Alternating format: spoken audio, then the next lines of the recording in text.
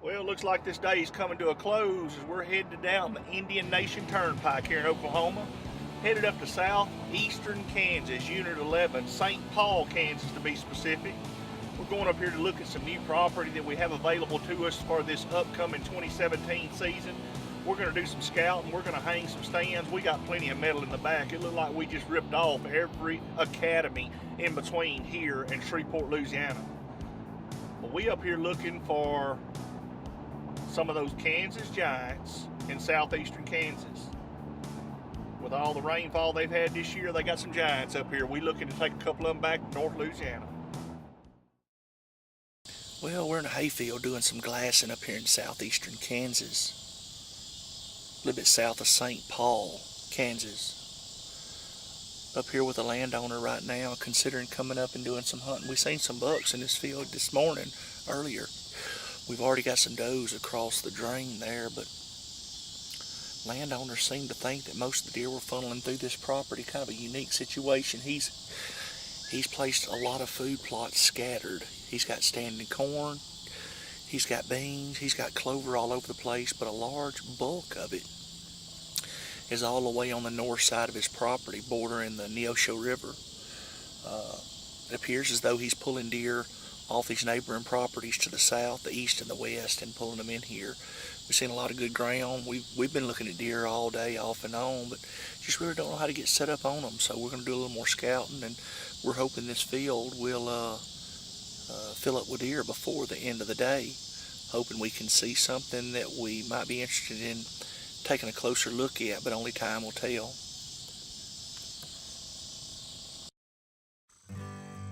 You know, the landowner sent us to that field that evening and told us that was probably the best opportunity to see a bachelor group of bucks. And you know, to be honest with you, we kind of lost interest. We'd seen a few does come through, and well, Wade, as wired as he is, he done got bored with filming nothing, so he was filming the horses. Well, you know, that evening after talking to old Wag told us what field to go to, and you know, no action whatsoever.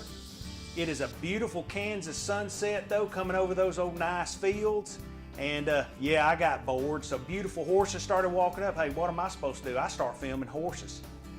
Good looking horses though, ain't they? He was filming the horses, and heck, when we looked back at the footage, heck, even the horses seen the deer coming in the field. But next thing you know, this thing was filled up with bucks.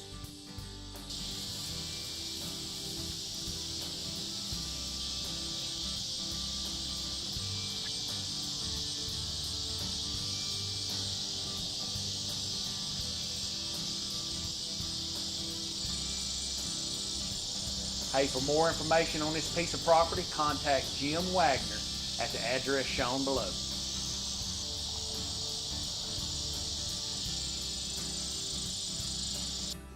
Originally, the plans were for me to hunt the first week with Mr. Wagner there in St. Paul, and then for us to shift gears and go over to Arma, Kansas, and Wade was going to hunt with B&B Outdoors, Brian Black.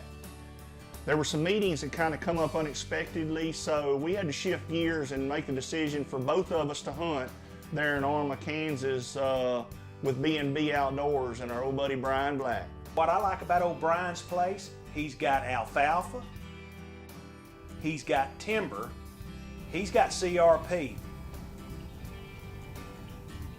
And the most important thing that he's got big bucks. Now, every single year, you can almost book on it. Old Brian's gonna put a 180 down on the ground, 170, hey, 170, 180, Brian's gonna do it every single year. In my first trip to Kansas, boys, it was my turn. I put a 185-inch Kansas Giant down on the ground, and what's funny about that story, Brian didn't even know that buck was there because he went to run cameras. The batteries were dead. The farmer told him he had a big buck there, so he put old Wade on the stand to be his guinea pig. Hey Brian, I'll be your guinea pig any day. I'll be your huckleberry. Well, greetings from Kansas. We weren't able to do an intro this morning because I actually had some deer come in pretty early this morning. Gorgeous day in southeastern Kansas. The wind's blowing variable from 20 to 80. You know, typical Kansas weather, but hey, we're up here on the front end of a front. We've got a weather change coming in. The deer are getting up on their feet, starting to move around some. So we're looking forward to an eventful 2 weeks in the Midwest. Hope we're able to get it done in Kansas, punch these Kansas tags, and then we're going to move on to something different. Thank goodness for hunter safety system. You know, the first couple of days was a grind for us. Man, the wind blew 90 to nothing. We were seeing deer, we just weren't seeing those old Kansas giants that we're up here looking for.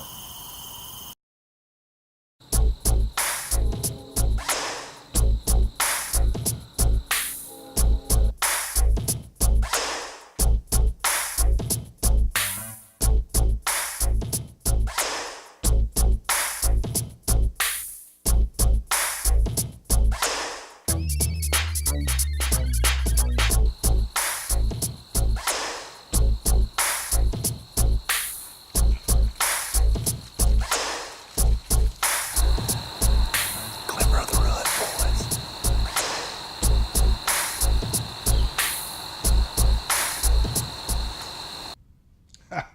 Man, we finally get a little chasing action, and wouldn't you know it, I got to jet back to Louisiana for some business, so now Wade's in front of the camera doing a little self-filming.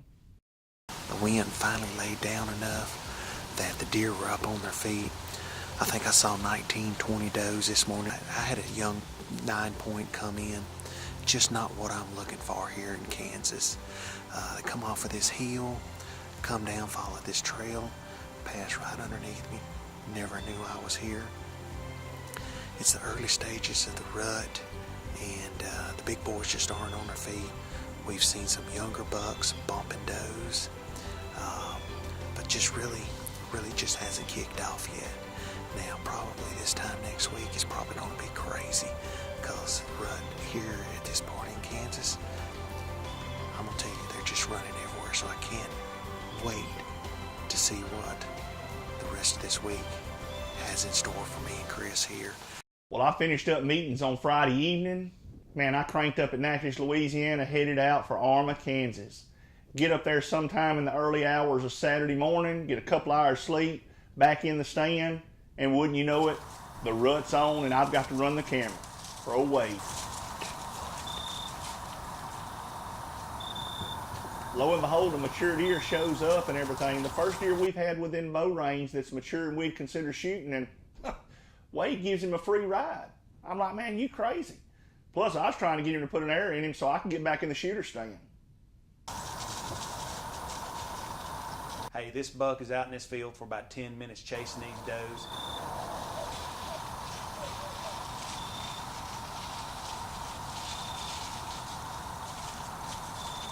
He finally gives me a broadside shot, and I take it.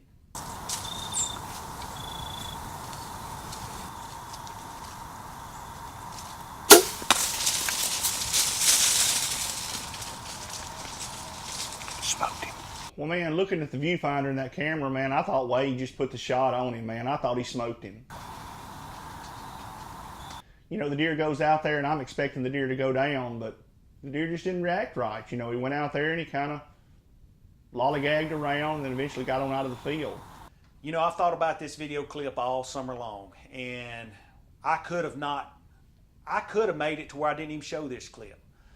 But you know, that's part of bow hunting. I hate that it happened that way, but we did our due diligence. We looked for that buck that night after we give it some time.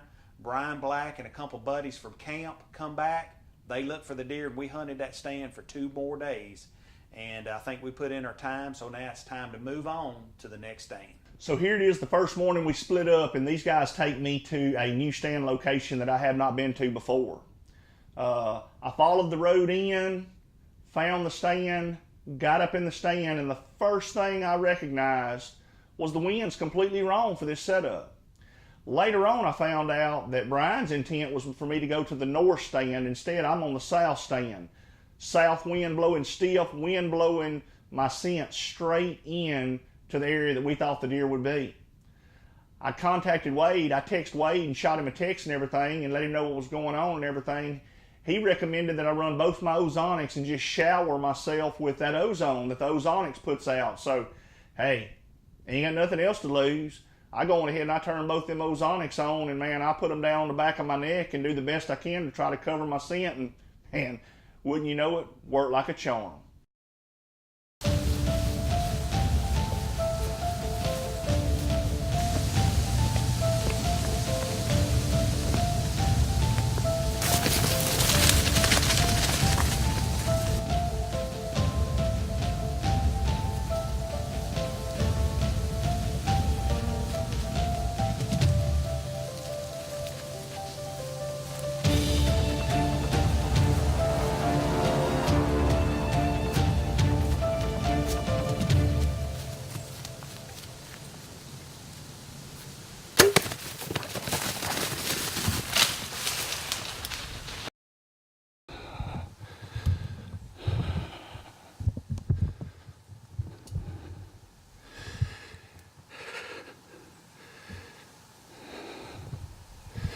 Guys, in case you're wondering, I'm all shook up.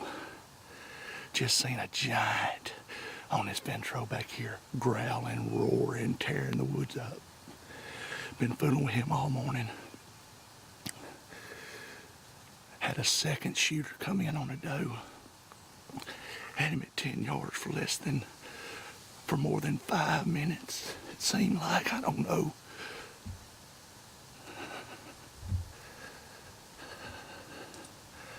I think I put a good shot on him. I think I drilled him.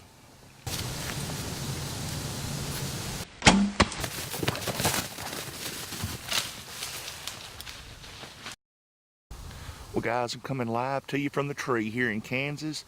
I just want to share a pro tip with you. This morning we came in here, once we got set up, the wind was in the wrong direction. What we did was we went on ahead and we engaged another ozonics. Had 2 ozonics on us this morning. Talked to Wade, was texting him before daylight. He said, hey, turn them down on you so that they're showering that ozone down on you. So we turned them down on me. I reached up at daylight, put them both in boost mode. Had about 20-25 deer downwind of us this morning. None of them never knew we were here. Shot a really good buck. Ozone generation in the field. Ozonics is the only one that has it. So if you don't have one, go out and get you one today. About the broadhead we shoot the Executioner. It's an open from the front type broadhead, open on impact. It's a mechanical, and it's just devastating. The blood trails are devastating. Blind man could follow this blood trail, but look at the blood that deer is leaving behind. So if you don't have an Executioner broadhead, look them up and see if you can find some. Thomas Loa did a great job designing it.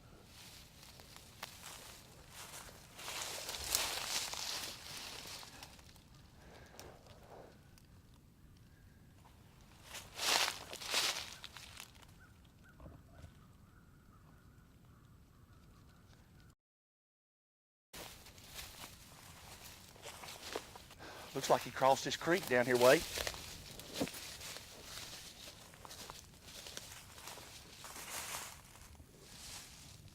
He's in the creek.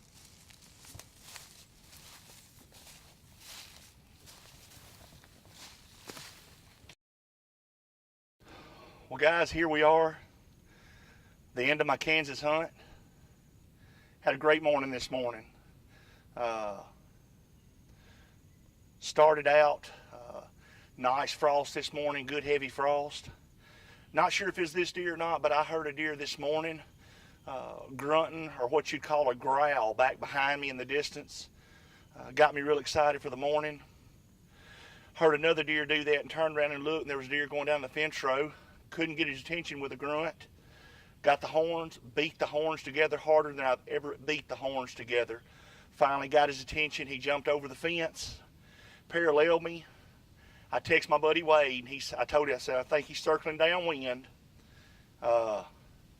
20 minutes later, I believe, this deer came in on a doe. Was able to make a good shot. Had the Luminok to verify the shot. We lit him up.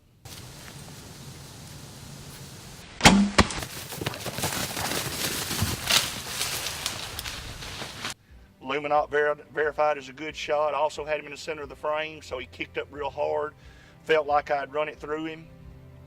Hunt wouldn't have been possible though without a couple of things. An Executioner broadhead, it cut him to pieces. Ozonics worked for us today. The set we were in, The wind was completely wrong for the set we was in this morning.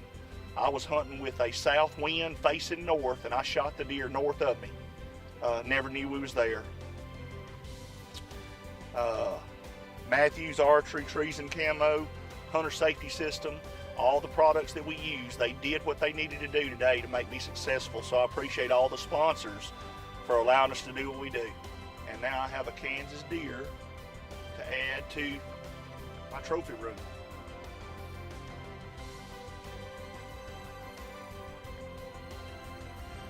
Redneck 9-point, yeah. Well, this time I'm hunting a stand. I love this farm. Now, one of the good things about Brian Black's place, multiple farms. You're not just stuck at one farm. So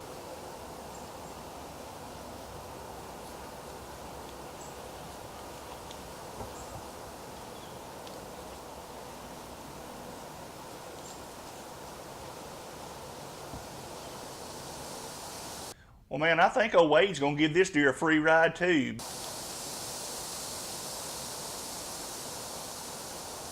you know, this footage looks like I've got all the shot opportunities in the world, but from my viewpoint, I didn't have a lot of shot opportunities. So I watched this deer for, I forget how long, and I just got really nervous. You know, then I noticed he was trying to get a hold to his grunt call, but man, when I looked down there at him trying to keep the deer in frame, man, that dude's so nervous, he tried to grunt at the deer and blew the snort wheeze instead.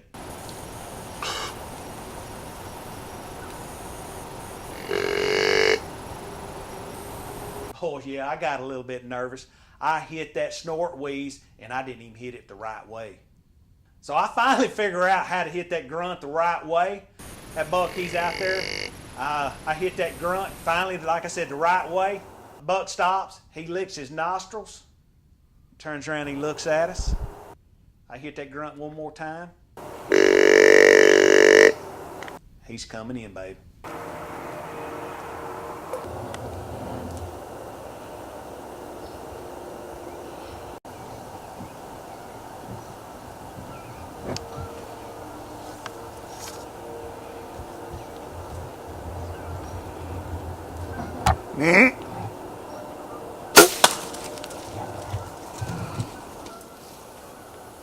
What was that, buddy? What was that? Did you see that? Bring him on back in. He come in. I didn't have a shot, dude. I did not have a shot. I said, no, you ain't getting away there from me, old Kansas giant. No, sir.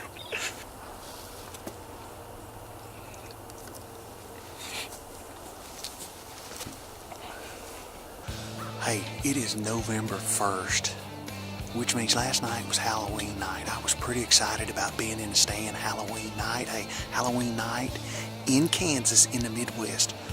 I mean, I've looked forward to that my whole life. Well, it didn't quite work out for us last night, so I told Chris, I hope these deer know that it's November 1st, that October lull is over.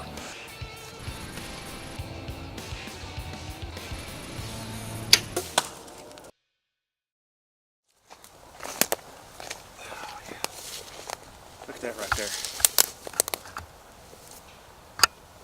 That's good blood right there. Got my little blood marker right there that old Chip from Hoot and Holler did for me. That thing was solid white before this morning. Now it's all bloodied up. I like that color. Look at that new Luminoc. That thing looked good flying through there. That old Kansas buck. Executioner 2.5-inch cut. Let's go see if we can find my buck now.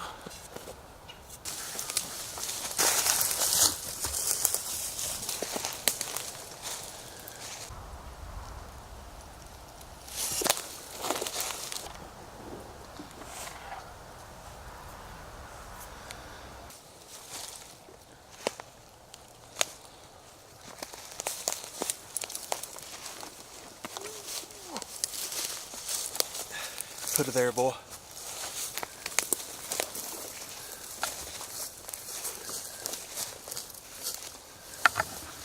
After a short blood trail, we finally locate my Kansas giant. Man.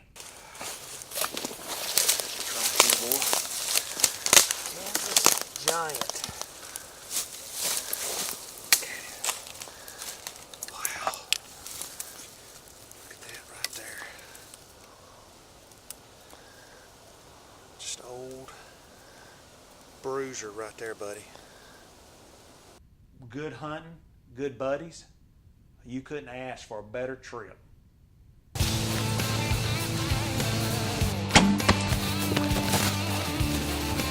I think I put a good shot on him. I think I drilled him. And now I have a Kansas deer to add to my trophy room. Redneck 9 point, yeah.